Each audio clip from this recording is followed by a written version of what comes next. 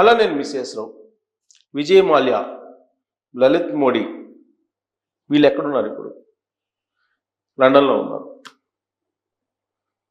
ఈ లండన్లో ఎందుకు ఉన్నారు అని అంటే, వాళ్ళు భారతదేశానికి తిరిగి రాకుండా అక్కడే ఉండడానికి. వీళ్ళందరూ ఎవరు?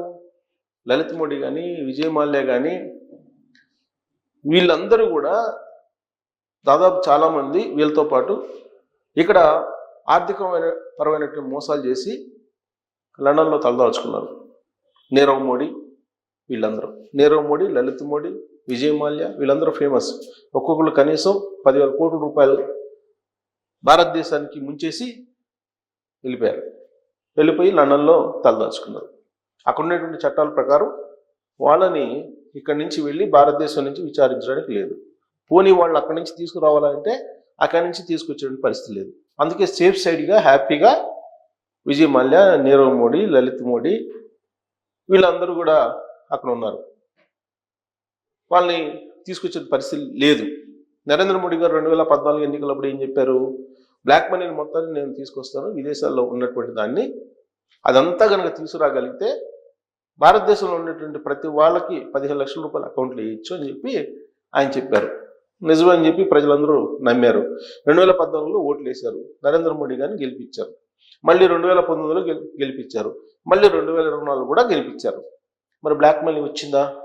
పోనీ భారతదేశాన్ని ఆర్థికంగా దోచుకున్నటువంటి వాళ్ళని తీసుకురాగలిగారా అని అంటే ఒక్కరిని కూడా తీసుకురాల. మూడోసారి ప్రధానమంత్రి అయ్యారు నరేంద్ర మోడీ గారు. మరి వాళ్ళని తీసుకురాలేదు. సేఫ్ సైడ్ వరకు అంటే భారతదేశంలో ఉండేటువంటి ఆర్థిక నేరగాళ్ళకి, ఆర్థికపరమైన మోసాలు చేసినటువంటి వాళ్ళకి సేఫెస్ట్ ప్లేస్ ఏదన్నా ఉందంటే లండన్, యూకే. లండన్ వెళ్తే కనుక ఇక వాళ్ళని కదిలించాల్సినటువంటి అవసరం లేదు, వాళ్ళు తీసుకురావాల్సినటువంటి అవసరం కూడా ఉండదు. ఇలాంటి సందర్భంలో ఇప్పుడు లండన్లో జగన్మోహన్ రెడ్డి గారు ఉన్నారు. అలా అని చెప్పి ఆయన ఆర్థిక నేరస్తుడు అని చెప్పి మనం అంటానికి లేదు, ఎందుకంటే కోర్టులో కేసులు ఉన్నాయి కాబట్టి. కోర్టు ఏం చెప్తుందో దాన్ని బట్టి మనం ఆయన నేరస్తుడా కాదా అనేది మనకు తెలుస్తుంది. ఈలోపు మనం ఆయన నేరస్తుడు అయితే చెప్పి అనలేము. కాకపోతే ఇప్పుడు లేటెస్ట్ డెవలప్మెంట్ ఏంటి? ఏటుగా ఉన్నటువంటి విజయసాయి రెడ్డి గారు రాజీనామా చేశారు రాజ్యసభకు. పార్టీకి కూడా రేపు రాజీనామా చేస్తానని చెప్పి అనౌన్స్ చేశాడు. మరి రాజీనామా చేసినటువంటి విజయసాయి రెడ్డి గారికి మొత్తం జగన్మోహన్ రెడ్డి గారి యొక్క ఆర్థికపరమైనటువంటి క్లూస్ అన్నీ తెలుసు, రహస్యాలన్నీ తెలుసు. ఇప్పుడు సిబిఐ ఛార్జ్షీట్ వేసింది, ఈడీ కూడా విచారణ చేస్తుంది. ఈడీ, సిబిఐ రెండు దాదాపు 20 నుంచి 22 కేసులు దాకా ఉన్నాయి. ఈ కేసులో ప్రతి కేసులో కూడా విజయసాయి రెడ్డి గారు ఏటుగా ఉన్నారు. ఈ కేసులన్నీ కూడా ఆర్థికపరమైనటువంటి కేసులు, మనీ లాండరింగ్ కేసులు. ఆర్థికంగా వీళ్ళు మోసం చేశారు, కిట్ ప్రోకో చేశారు అనేటువంటి కేసులు ఇవన్నీ కూడా. మరి దీనికి సంబంధించినటువంటి క్లూస్ ఇవ్వాలంటే ఎవరు ఇవ్వాలి? ఆడిటర్గా ఉన్నటువంటి విజయసాయి రెడ్డి గారు ఇవ్వాలి. ఆయన నుంచి మాత్రమే సమాధానం రావాలి, ఆయనకు మాత్రమే తెలుసు. విచారణలో కనుక ఆయన నిజాలు చెప్తే ఖచ్చితంగా జగన్మోహన్ రెడ్డి గారికి జీవితం తప్పదు అని చెప్పి న్యాయ నిపుణులు కొంతమంది భావిస్తూ ఉన్నారు. మరి విజయసాయి రెడ్డి గారు రాజీనామా చేశారు అని అంటే బీజేపీ పెద్దల యొక్క ప్రమేయం లేకుండా చేశారా అని ప్రశ్న వేసుకుంటే ఖచ్చితంగా బీజేపీ పెద్దల యొక్క ప్రమేయం ఉంటుంది. వాళ్ళ నుంచి ఒక హామీ తీసుకున్న తర్వాతనే ఆయన రాజీనామా చేసి ఉంటారనేది పొలిటికల్ సర్కిల్లో బాగా బలంగా వినిపిస్తూ ఉంది. మరి బీజేపీ పెద్దలు ఎందుకు రిజైన్ చేయించుంటారు? ఆయన్ని సేవ్ చేయడానిక, ఆయన్ని కేసు నుంచి తప్పించడానిక, లేదు ఆయన్ని అప్రూవ్గా మార్చేసి కేసు యొక్క తీవ్రతను తగ్గించడానిక? ఒకవేళ అప్రూవ్గా మారితే జగన్మోహన్ రెడ్డి గారిని అరెస్ట్ చేయాలి.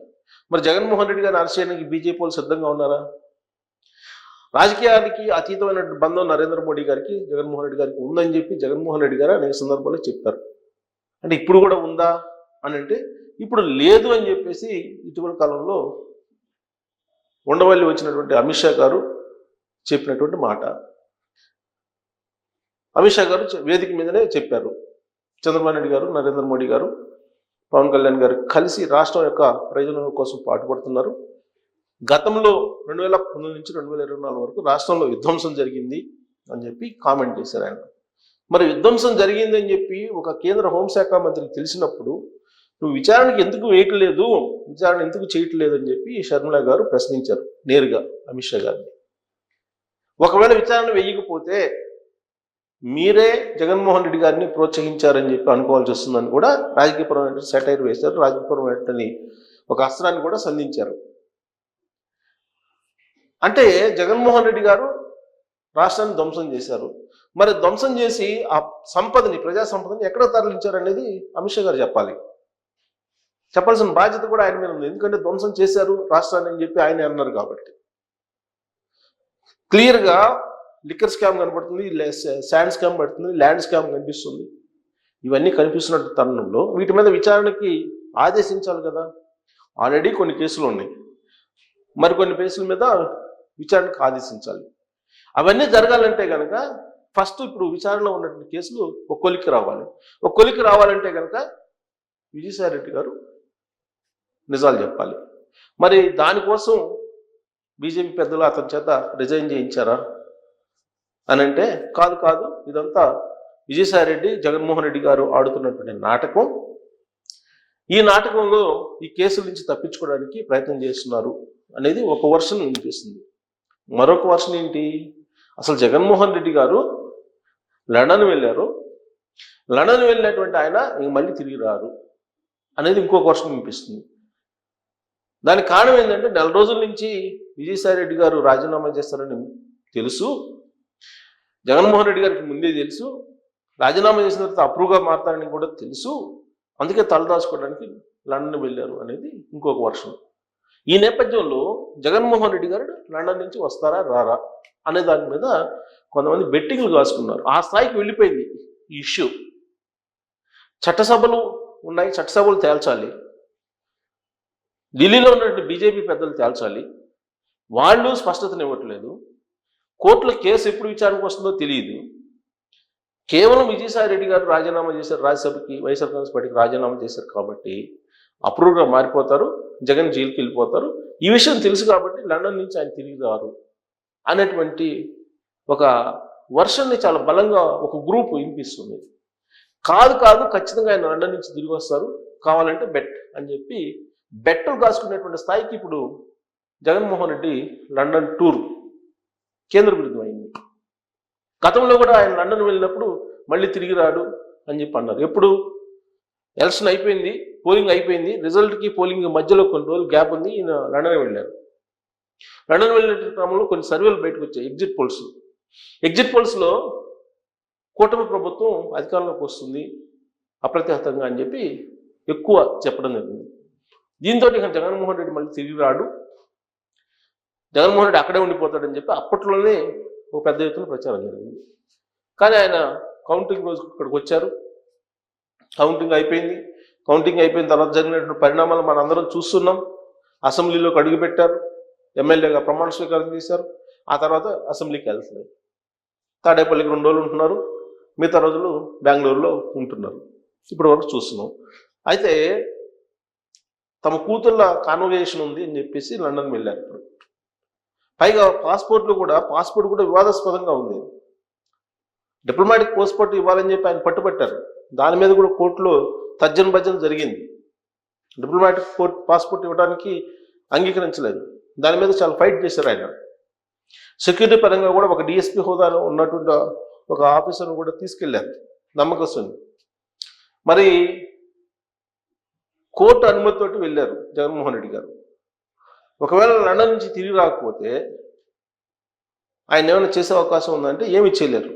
దానికి కారణం ఏంటంటే మనకు ఉదాహరణ కళ్ళెదురు కనిపిస్తున్న విజయ్ మాల్యా, నీరవ్ మోడీ, అలాగే లలిత్ మోడీ, వీళ్ళందరూ కూడా. కానీ జగన్మోహన్ రెడ్డి గారి ఆస్తులన్నీ ఇక్కడ ఉన్నాయి. ఒకవేళ కరెన్సీని అయితే మనీ లాండరింగ్ రూపంలో తరలించుకుని వెళ్ళొచ్చేమో, కానీ ఆస్తులు ఇక్కడ ఉన్నాయి. భారతీయ సిమెంట్స్ ఉంది, తర్వాత జగతి పబ్లికేషన్స్ ఉన్నాయి, ఇందిరా టెలివిజన్ ఉంది, ఇవి కాకుండా సరస్వతి పవర్స్ ఉన్నాయి, ప్లస్ ఆస్తుల వివాదం నడుస్తుంది. ఇలాంటి సందర్భంలో ఆయన లండన్ నుంచి తిరిగి రారు అనేటువంటి వాదనలో నిజం లేదు. ఆయన వచ్చేటువంటి ఛాన్సెస్ ఖచ్చితంగా ఉంటాయి. ఆయన వచ్చినంత మాత్రాన్ని ఇమీడియట్గా అరెస్ట్ చేసి లోపలేస్తారనే సిచ్యువేషన్ కూడా ప్రస్తుతం లేదు. కానీ బెట్టింగ్ల వరకు ఈ ఇష్యూ వెళ్ళింది అని అంటే ఈ సోషల్ మీడియా ఎఫెక్ట్. సోషల్ మీడియాలో ఇక జగన్ అరెస్ట్ అయిపోతారు, ఇంకా లండన్ నుంచి రారు. దీన్ని నమ్మేటువంటి వాళ్ళు బెట్లకు సిద్ధమవుతున్నారు. కాబట్టి మీరు బెట్లు గాయొద్దు, మళ్ళీ లండన్ నుంచి తిరిగి వచ్చే అవకాశం ఉంది. ఆయన తిరిగి వచ్చిన తర్వాత కోర్టు కేసులు నడిచే అవకాశం ఉంది. ఆ కోర్టు కేసులు ఒకవేళ చట్ట ప్రకారం నడవనిస్తే బీజేపీ పెద్దలు లేదా ఢిల్లీ పెద్దలు, అప్పుడు ఏమవుతుందనేది మనం వెయిట్ చేయాలి. ఈలోపే జగన్మోహన్ రెడ్డి గారు అరెస్ట్ అవుతారా అని అంటే, నిజంగా అరెస్ట్ అయ్యే పరిస్థితి ఉంటే మాత్రం లండన్ నుంచి ఆయన రారు. మరి అలాంటి పరిస్థితులు ఉన్నాయంటే లేవని చెప్పి నాకున్న అవగాహన మేరకు అర్థమవుతుంది. మరి ఉన్నాయా లేవా అలాంటి పరిస్థితులు? జగన్మోహన్ రెడ్డి గారు లండన్ నుంచి వస్తారా రారా? మీ అభిప్రాయం ఏంటి దీని మీద?